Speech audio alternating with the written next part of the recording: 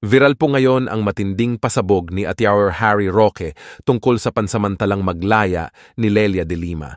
Paboritong estudyante pala ni de Lima ang judge na nagbigay ng pasamantalang paglaya nito. Matatandaan sinisi ng taong bayan kay Pangulong Bongbong Marcos ang paglaya ni de Lima. Panoorin ang video. Order na po pwede magpiyansa si Leila de Lima ay isang paboritong estudyante pala ni Leila de Lima sa San Beda, sa Persons and Family Relations. Now, hindi ko naman sinasabi na lahat ng mga naging estudyante ng mga nasasakdan sa kaso ay dapat mag-inhibit, no? Pero sa akin lang, sinabi ba niya sa prosecution yung kanyang relasyon kay Leila de Lima? Kasi ibang klase yung kapag siya ay naging estudyante, no? Meron na yan talagang parang moral ascendancy. Tayo naman kasi, 20 anyos na tayo nagtuturo, no? Kahit paano, kahit matatanda na yung mga estudyante ko, no? Sila nga, yung isang estudyante ko ngayon, yung kauna-unang estudyante na tinuruan ko, parang 25 years na sila nag-graduate sa College of Law, no? Meron pa rin moral ascendancy yan. Lalo na, kung nasasakdal yung iyong dating teacher sa College of Law, no? Ang balita pa sa akin, hindi lang ordinaryong estudyante ni Leila de Lima, itong si Judge Hito, paboritong estudyante pa. Siguro, kung hindi ito nailabas, ang naisip naman nila, pareho siguro, dahil alam naman nila na talaga kung anong relasyon nila sa isa't isa, hindi naman siguro lalabas na yan kasi hindi naman nagtapos sa San Beda itong si Judge Hito. Nagtapos ata sa San Sebastian o sa Baste. Pero lumabas pa rin dahil isang buong klase yan na kaklase naman ni Judge Hito doon sa klase ng Persons and Family Relations. No? So sa akin lang, nung judge kasi na naunang nag-deny ng petition for bail ni Leila de Lima ay pina-inhibit ng depensa dahil ang kapatid pala nung Judge Buenaventura ay abogado na nag-assiste kay Ronnie Dayan doon sa kanyang affidavit kung saan dinadawit nga niya si Leila de Lima dito sa pangangalakan ng pinagbabawal na droga. Bakit pagdating naman sa isang judge na pumabor kay Leila de Lima, hindi na ilabas yung katotohanan na mag-teacher at estudyante pala sila? Nako, tingin ko po dapat linawin ito ni Judge Hito, no, at saka ng court administrator. Kasi baka mawala na naman ng tiwala ang taong bayan sa ating sistema ng katarungan. Kontrobersyal na nga ang kaso ni Leila de Lima, lalo pa talaga maging kontrobersyal yan. Ngayong lumabas na itong katotohanan na estudyante pala ni Leila de Lima, itong si Judge Hito. Pwede naman kasi na baka naman pinagbigay alam doon sa public prosecutors. At kung hindi naman nagreklamong public prosecutors, wala tayong magagawa dahil sila naman ang naghahawak ng kaso. Dito sa isang kidnapping case ko, may isang abogadong pumasok, no? Na parang, wow, ang lakas ng dating. Tapos maya-maya, sinabi ng judge, I'd like to give notice to the parties na attorney so-and-so used to be the branch public prosecutor of this court. Yun pala, dun siya naka-assign sa hukuman na yun bilang piskal. So, hindi naman ako nagreklamo dahil ako naman naniniwala na kahit ano pa mangyari, patas naman yung West na yun. No? So dito, tinatanong lang natin, nagkaroon ba ng ganyang disclosure na mayroong relasyon si Judge Hito dito kay Leila de Lima? At napakalaking relasyon yan, napaka-importanting relasyon yan dahil bilang isang estudyante ng batas, lalo na kung totoo na siya naging paborito ni Leila de Lima, talagang mayroong moral ascendancy. Ngayon, yung artikulo ng Rappler na talagang puro-puri dito kay Judge Hito, dati pala, siya rin yung nagbigay ng order na mag-furlough yung si Leila de Lima para bisitahin yung nanay. So talagang maraming desisyon na pabor kay Leila de Lima itong si Judge Hito. Ngayong lumabas na teacher pala niya, ang tanong, meron kayang kinalaman yung pagiging estudyante ni Judge Hito kay Leila de Lima.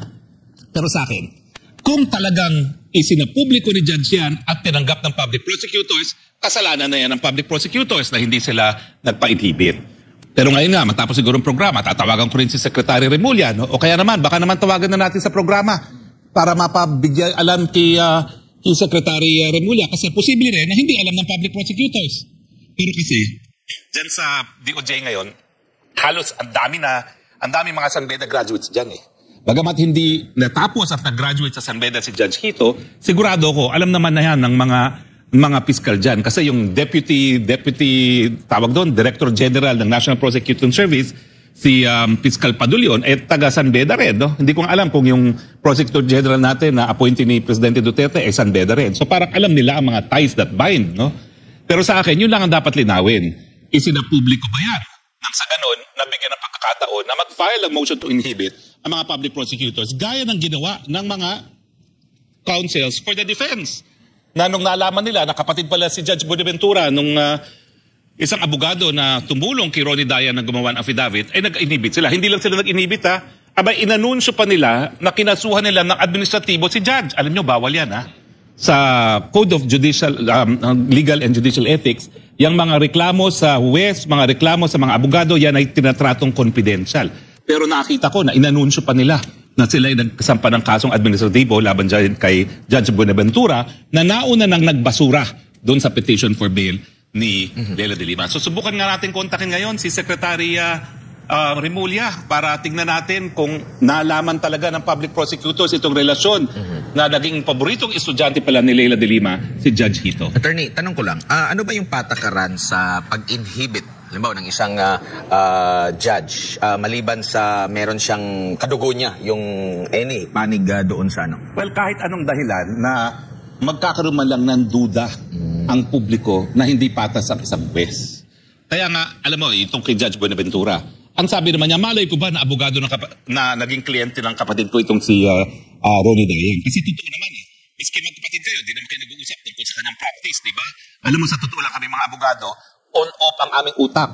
Kapag nandyan ang trabaho, on ang utak ka abogado. Kapag wala na, pag nasa bahay na, off yan. Naku, kami ni Mrs. nagagalit siya dahil gusto niya makapagkwentuhan sa kaso. Hindi po pwede kasi lahat ng kaso confidential. So talagang dinidismiss ko, no? Talagang ayaw ko rin mag-isip ng bagay-bagay na tungkol sa trabaho pag ikay nasa bahay na. So talaga namang posible na hindi alam talaga ni Judge Buenaventura, pero ganun pa man, siya ay nag-inhibit. At dahilan para siya ay nademanda pa dahil dapat daw dinisclose yan. Paano ngayon ito? Kung hindi pa nagkaroon ng kaklase sila na nagbigay sa akin ng impormasyon, hindi pa natin malalaman itong relasyon nito.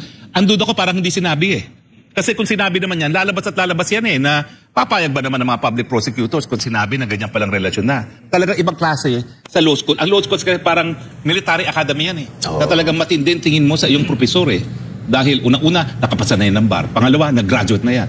Sa law school talagang ang ginagawa nila dyan, tineterrorize ka para kahit sinong west na harapin mo, sanay ka na, hindi ka naman sisindak. So, ganun talaga yung moral influence. Hindi lang yung ordinaryong moral influence ng mga teacher sa mga estudyante. Iba talaga kapag law professor at sa law student. Random lang ba, attorney, yung nakatalagang judge sa isang kaso? Tulad na lamang dito kay Judge Hito sa kaso ni dating Senador Lelia de Lima. Ang proseso dyan rin harapol. Pero siyempre, iilan lang naman yung RTC judges ng Muntinlupa, parang nauubusan na sila ng OS. Yung mga naunang panahon na si Judge Hito ay nagkaroon ng paborableng decision kay Lelia de Lima, yan ay acting pa lang siya. Dahil hindi pa talaga siya permanenteng na talagang judge sa Muntinlupa. Ngayon, nagkaroon ng memo na pinagbabawal na yung mga acting-acting. Okay? Kaya natigil yung participation ni Judge Hito. Bagamat isa sa isang pabor kay Lelia de Lima na decision niya, yung for law nga. No? So, kaya napunta na naman sa ibang judge. Pero yun nga ang problema dito sa Muntinlupa. No? Halos lahat ng mga judges bumibitiw. Ayaw nang hawakan yung kaso. Kapag ganyan naman ang nangyari, pwede naman ilipat ang venue. I-order ng Supreme Court na mailipat sa ibang venue gaya ng Makati o di naman kaya ng Manila na mas maraming RTC judges na hindi pa pwedeng sabihin na nating ayaw hawakan ng mga West dahil controversial nga o kaya may dahilan talaga para sila mag-inhibit. Napakadami naman judges dyan sa Makati, Quezon City o kaya naman sa Manila. No? Mas marami kaysa sa judges dyan